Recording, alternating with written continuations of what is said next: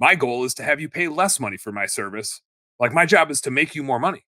It'd be crazy if I charged you more the more money you made.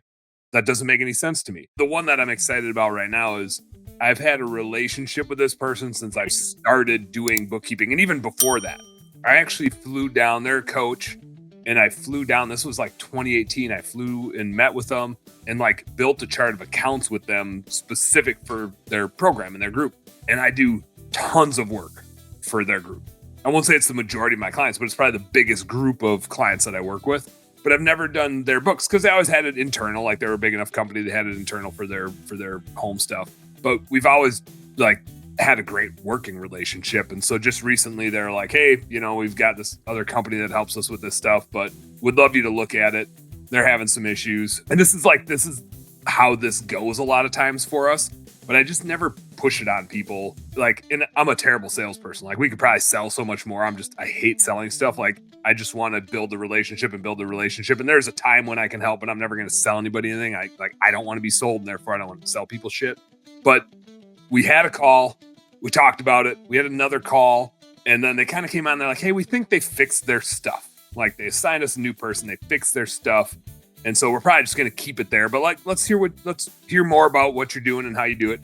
And by the end of my demos are always an hour, which I just probably bore people to death, just like I do with the audience on this show. But it's like, I want to hear the ins and outs of what they're doing, right? Like I'm a business person. I'm not just a nerdy bookkeeper. Like I want to be able to help pinpoint things in their business.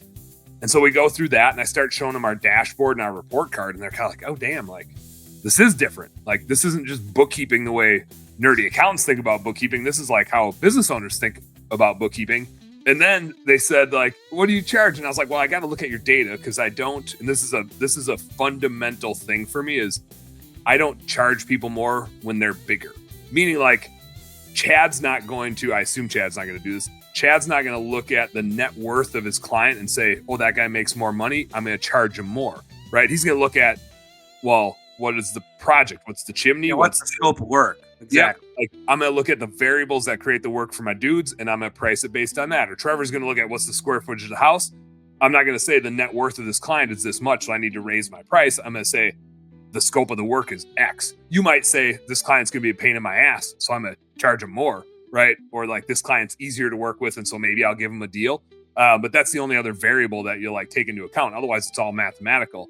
And so many accountants and bookkeepers charge based on the client's revenue. And I'm like, what?